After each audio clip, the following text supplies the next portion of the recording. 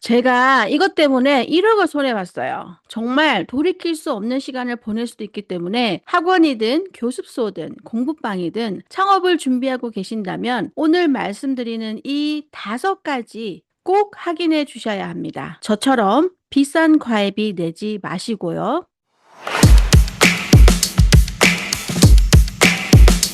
안녕하세요. 최 원장입니다. 오늘은 제가 학원, 교습소, 공부방을 오픈하기 전에 알았더라면 정말 좋았을 내용들을 말씀드리려고 합니다. 저도 처음에는 몰랐어요. 좋은 자리 찾고 계약하고 예쁘게 인테리어해서 학생만 모집하면 되는 줄 알았거든요. 그런데 학원 창업은 그렇게 간단하지 않더라고요. 건물 용도부터 교육청 기준, 강의실 면적, 소방, 인테리어까지 생각하지 못했던 것들이 정말 많았습니다. 그래서 오늘은 복잡한 법 조항을 하나하나 설명하는 영상이 아니라 제가 다시 학원이나 교습소, 공부방을 처음부터 창업한다면 어떤 순서로 움직일 것인가를 기준으로 딱 5가지로 정리해 드릴게요. 특히 아직 상가 계약 전이신 분들은 오늘 영상 꼭 끝까지 봐주세요. 계약서에 도장 찍기 전에 아는 것과 찍고 나서 아는 것은 정말 다릅니다. 첫 번째, 내가 공부방을 할 것인지, 교습소를 할 것인지, 학원을 할 것인지부터 결정하셔야 해요.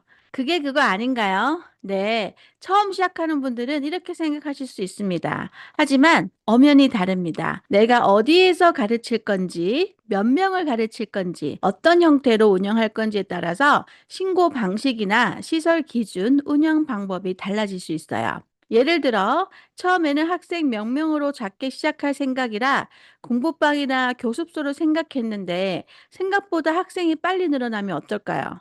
결국 더 큰 공간으로 이전하거나 학원으로 확장해야 할 수 있습니다. 제가 처음에 교습소로 먼저 시작을 했는데요. 교습소 공간은 10평 남짓밖에 되지 않았었어요. 그 작은 교습소 공간에서 제가 아이들을 받기 시작했는데요. 처음에는 괜찮았습니다. 하지만 학생들이 조금씩 늘어나다 보니 더 이상 더 아이들을 가르칠 공간이 생기지 않더라고요. 그래서 어쩔 수 없이 교습소 오픈한 지 제가 1년도 되지 않아서 급하게 학원으로 확장 이전한 적이 있습니다. 그렇게 돼버리면 비용이 또 들어가게 되는 거죠. 그래서 단순히 지금 학생이 몇 명이지만 생각하지 마시고요. 나는 앞으로 몇 명까지 받을 것인지, 혼자 수업할 것인지, 선생님을 채용할 것인지, 1, 2년 후에는 어느 정도 규모로 만들고 싶은지까지 생각해 보셨으면 좋겠습니다. 쉽게 말씀드리면 사업의 그릇을 먼저 정하고 공간을 찾으셔야 합니다. 두 번째, 그리고 제가 오늘 가장 강조하고 싶은 내용입니다. 원장님들 상가 계약부터 하지 마세요. 원장님들께서 마음에 쏙 드는 자리를 발견했어요. 유동인구도 좋고 학교도 가깝고 보증금과 월세도 괜찮아요. 게다가 부동산에서 이렇게 얘기합니다. 원장님, 여기 원래 학원 하던 자리예요. 아무 문제 없어요. 그러면 이제 원장님들 마음은 이제 급해지게 되죠. 다른 사람이 계약하면 어떡하지? 그래서 계약금부터 보내시는 분들이 있습니다. 그런데 원장님들 예전에 학원이었다는 말만 믿고 계약하시면 안 됩니다. 내가 지금 이 자리에서 내가 원하는 형태의 학원이나 교습소를 운영할 수 있는지를 다시 확인하셔야 해요. 먼저 건축물 대장을 통해 용도를 확인하시고요. 필요하다면 용도 변경이 가능한지도 확인해야 합니다. 그리고 학생들이 이용하는 시설이기 때문에 교육 환경과 관련해 문제가 되는 시설은 없는지도 확인해 주셔야 하고요. 무엇보다 중요한 것은 인터넷 검색이나 부동산 말만 믿지 말고 계약 전에 관할 교육지원청 담당 부서에 직접 확인하는 것입니다. 교육청에 직접 찾아가셔도 되고요. 아니면 전화를 하셔서 이제 여쭤보시는 거죠. 제가 이러한 주소에 이런 형태의 학원 또는 교습소를 준비하려고 하는데 가능할까요? 라고 물어보시면 됩니다. 굉장히 친절하게 답해 주실 거고요. 그리고 한 번 물어보고 불안하면 또 물어보시면 됩니다. 저라면 2번, 3번, 여러 번 확인할 것 같습니다. 왜냐하면 계약 전에는 선택지가 있지만 계약하고 나면 돈이 움직이기 시작하거든요. 보증금 들어가죠. 월세 나가죠. 관리비 나가죠. 그런데 허가 문제 때문에 오픈이 한 달, 2달 밀린다고 생각해 보세요. 학생은 못 받는데 돈은 계속 나갑니다. 그래서 좋은 상가를 찾는 것보다 먼저 해야 하는 것은 여기에서 내가 하려는 사업이 가능한가를 확인하는 것입니다. 그리고 임대차 계약을 체결할 때는 허가나 용도 변경에 문제가 생기는 경우를 대비해서 어떤 특약을 둘 수 있는지 공인중개사나 관련 전문가와 충분히 상의를 해보시는 것을 제가 조언해 드리겠습니다. 계약하시기 전에 해결할 수 있는 문제는 계약하기 전에 해결하셔야 합니다. 세 번째는 인테리어보다 도면이 먼저입니다. 이것도 정말 많이 실수를 하시거든요. 상가 계약하고 나면 제일 신나는 게 뭔가요? 바로 인테리어죠. 여기는 상담실 만들고, 저기는 원장실, 여기는 예쁜 유리벽, 여기는 포토존 만들면 너무 예쁘겠다. 그런데 잠깐만요. 예쁜 학원을 만드는 것보다 먼저 해야 할 일이 있습니다. 허가 받을 수 있는 학원을 만드는 겁니다. 부동산에서 30평이라고 소개한 공간이 있다고 해볼게요. 그 30평 전체가 내가 학생들을 가르칠 수 있는 강의실 면적으로 그대로 인정이 된다라고 생각하시면 안 됩니다. 그 30평 공간에서 복도도 들어가야 되고 상담실이나 원장실도 만들 수 있고요.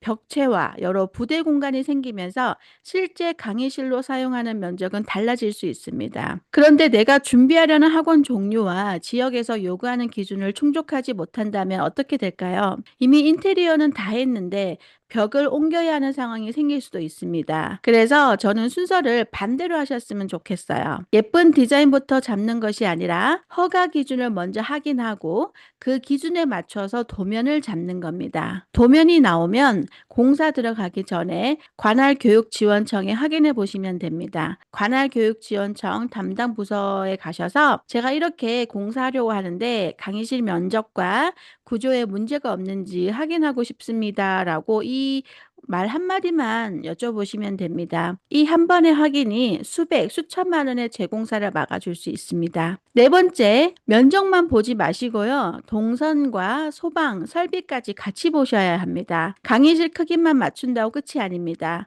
강의실의 출입 구조도 중요합니다. 예를 들어서 복도에서 A 강의실로 들어가고 복도에서 B 강의실로 각각 들어가는 구조와 A 강의실을 통과해야만 B 강의실로 들어갈 수 있는 구조는 완전히 다르겠죠? 공용 복도나 다른 공간을 내 마음대로 강의실처럼 사용할 수도 없습니다. 여기에 소방도 확인해야 하고요.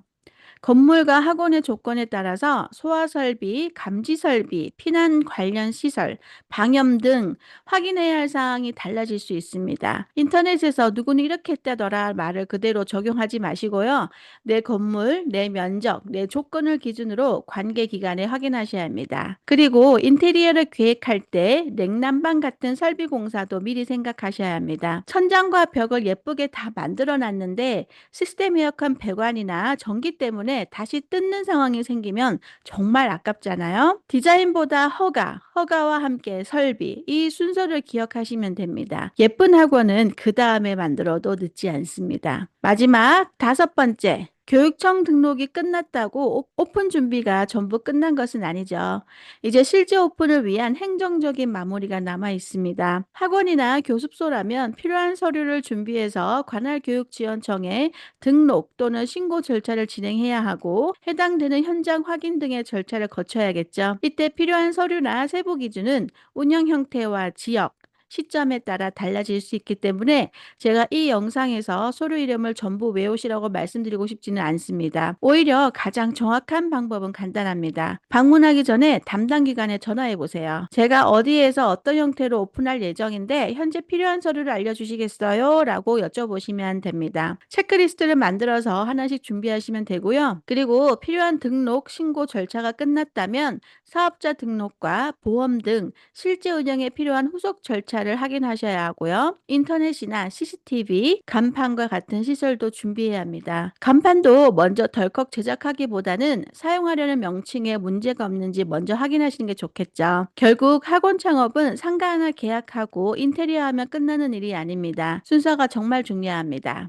제가 이것 때문에 1억 넘는 돈을 정말 비싼 과외비를 내면서 했잖아요. 그래서 여러분은 저처럼 돈 내면서 배우지 않으셨으면 좋겠습니다. 앞으로도 제가 직접 학원을 운영하면서 겪었던 시행착오들, 그리고 원장님들이 창업하고 운영하면서 돈과 시간을 아낄 수 있는 현실적인 이야기들을 계속해서 알려드릴게요. 오늘 영상이 도움이 되셨다면 좋아요와 구독 부탁드리고요. 주변에 학원이나 교습소, 공부방 창업을 준비하고 있는 분이 있다면 이 영상을 꼭 공유해 주세요. 감사합니다.